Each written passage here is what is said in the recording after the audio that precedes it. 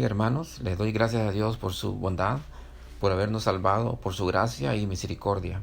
Espero que cada uno de ustedes se encuentre bien, con buena salud física y espiritual. Hoy deseo compartir con ustedes un pasaje de la Escritura en el libro de los Efesios, en el capítulo 2, del verso 3 al verso 7. Pero antes oremos para que Dios hable a nuestras vidas. Padre nuestro que estás en los cielos, te damos gracias por tu palabra, la cual es útil para enseñar, para redarguir, para corregir, para instruir en justicia, y que la podamos guardar en nuestros corazones. En el nombre de Jesús. Amén. Leo la palabra en el libro de los Efesios, en el capítulo 2, del verso 3 en adelante.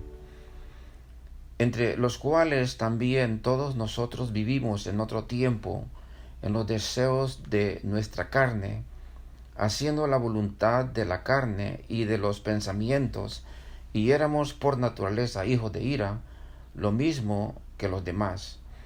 Pero Dios, que es rico en misericordia, por su gran amor con que nos amó, aun estando nosotros muertos en pecados, nos dio vida juntamente con Cristo. Por gracia sois salvos. Y juntamente con Él nos resucitó y asimismo nos hizo sentar en los lugares celestiales con Cristo Jesús, para mostrar en los siglos venideros las abundantes riquezas de su gracia en su bondad para con nosotros en Cristo Jesús. Amén.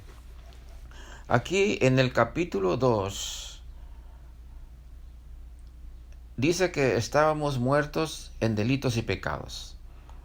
Esto nos habla de la muerte de Adán, que fue imputada, atribuida a nosotros. Dice el libro de Romanos en el capítulo 5, el verso 12. Por tanto, como el pecado entró en el mundo por un hombre, y por el pecado la muerte, así la muerte pasó a todos los hombres por cuanto todos pecaron. El pecado de Adán nos convirtió en hijos o descendientes de un hombre caído, y todos tenemos la misma naturaleza que tuvo Adán. Es una naturaleza caída que no tiene capacidad o inclinación hacia Dios. Adán murió espiritualmente en el día que no creyó en Dios y le desobedeció, huyó de Dios y trató de esconderse. Ya no buscó a Dios, y esa es la posición del hombre natural en la actualidad. El día en que Adán desobedeció, murió espiritualmente con respecto a Dios. Adán perdió la capacidad y el anhelo por Dios, se separó de Dios. Después de todo, la muerte implica separación. La muerte física es una separación del espíritu y del alma, del cuerpo. Cuando alguien muere, no vemos la separación del espíritu y del alma, solo vemos el cuerpo muerto. La muerte espiritual es una separación de Dios. Después que Adán pecó, pudo continuar viviendo física y mentalmente, pero estaba espiritualmente muerto, separado de Dios, y transmitió esa misma naturaleza muerta a toda su descendencia. Solo el poder de convicción del Espíritu Santo puede hacer que el ser humano actual reconozca su pecado. El Señor Jesús, hablando del Espíritu Santo, les dijo a sus discípulos en San Juan capítulo 16, verso 8. Y cuando Él venga, convencerá al mundo de pecado, de justicia y de juicio. Adán cometió una transgresión, se salió de los límites que Dios había establecido. El pecado significa no acertar en el blanco. Es que no estamos a la altura del nivel que Dios requiere. Esa es la verdadera condición. Muertos en delitos y pecados y bajo la influencia del maligno. Esta declaración describe nuestro estado antes de que fuéramos salvos. Y cada persona no salva está andando en esa misma condición. La descripción de nuestro pasado, pues, no es muy halagadora. Vivíamos conforme al espíritu de nuestra época. Nos adaptamos al estilo de vida del sistema de valores del mundo, según el que gobierna las tinieblas, según el espíritu que ahora ejerce su poder en los que viven en desobediencia. El apóstol Juan, en su primera epístola, en el capítulo 2, del verso 15 al verso 17, lo expresó de esta manera: No améis al mundo ni las cosas que están en el mundo. Si alguno ama al mundo, el amor del Padre no está en él. Porque nada de lo que hay en el mundo, los deseos de la carne, los deseos de los ojos y la vanagloria de la vida, proviene del Padre, sino del mundo. Y el mundo pasa y sus deseos, pero el que hace la voluntad de Dios permanece para siempre. El apóstol Pedro, en su segunda carta, en el capítulo 2, versos 15 y 16, describió un mundo perdido y dice esta palabra: han dejado el camino recto y se han extraviado siguiendo el camino de Balaam, hijo de Beor, el cual amó el premio de la maldad y fue reprendido por su iniquidad, pues una muda bestia de carga, hablando con voz de hombre, refrenó la locura del profeta. Esta es pues una figura del sistema del mundo. Antes de conocer a Cristo vivíamos conforme al que gobierna los poderes de este mundo. No podemos servir a Dios y al enemigo. El cristiano tiene que elegir a quién servir. Algunos creen que servir a Dios consiste en apartarse de ciertas prácticas externas o de cierta clase de personas, pero esto no es una verdadera separación del mal. Es absurdo pensar de esa manera cuando la vida de un cristiano está llena de amargura, de resentimiento, de orgullo, que por cierto son graves pecados. Aquí en Efesios capítulo 2, versículo 3, Pablo dijo: entre ellos vivíamos también todos nosotros en otro tiempo, impulsados por nuestros deseos pecaminosos. De esa manera vivíamos también todos nosotros en otro tiempo, siguiendo nuestros propios deseos y satisfaciendo los caprichos de nuestra naturaleza pecadora y de nuestros pensamientos. A causa de esa naturaleza merecíamos el terrible castigo de Dios igual que los demás. Pero hay quienes profesan ser cristianos y viven exactamente igual que una persona sujeta al estilo de vida de los valores de este mundo.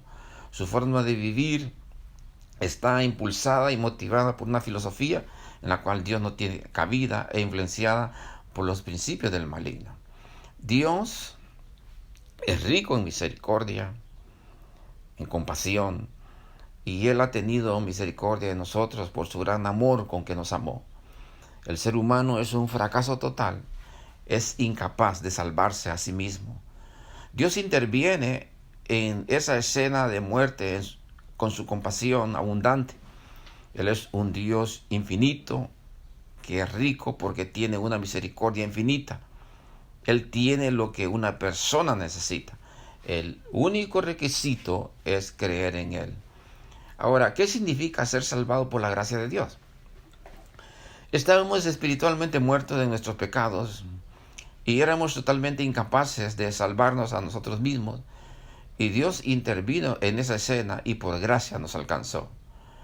Nos podemos preguntar por qué lo hizo.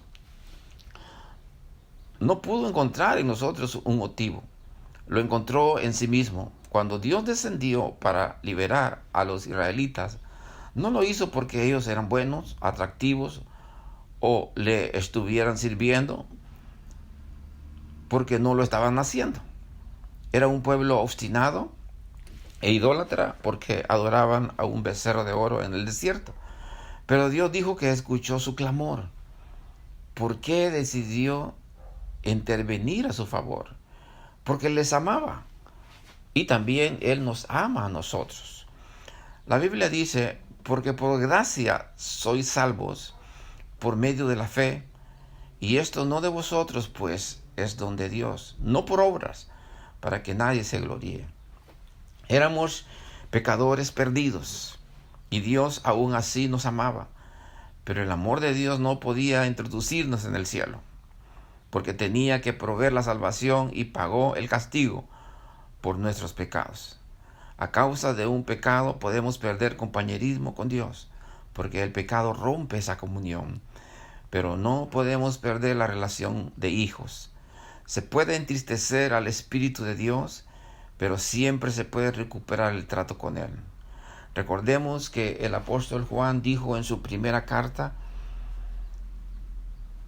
capítulo 1, verso 9, si confesamos nuestros pecados, Él es fiel y justo para perdonar nuestros pecados y limpiarnos de toda maldad. También en la primera de Juan, capítulo 1, versos 6 y verso 7 dice: si afirmamos que tenemos comunión con Él, pero vivimos en la oscuridad, mentimos y no ponemos en práctica la verdad. Por ello también dijo Juan que si vivimos en la luz, así como Él está en la luz, tenemos comunión unos con otros y la sangre de Jesucristo nos limpia de todo pecado. Si vivimos a la luz de Dios y vemos que estamos distanciados de Él, la sangre de su Hijo Jesucristo continúa limpiándonos de todo pecado. ¿Por qué? Porque Dios actúa por su gracia. Es rico en compasión y en gracia. Por ello Dios extiende sus brazos al mundo perdido, indicándoles a las personas que pueden venir a Él en los términos que Él ha establecido. Dios es el que dicta las normas en este universo y nosotros tendremos que adaptarnos a ello.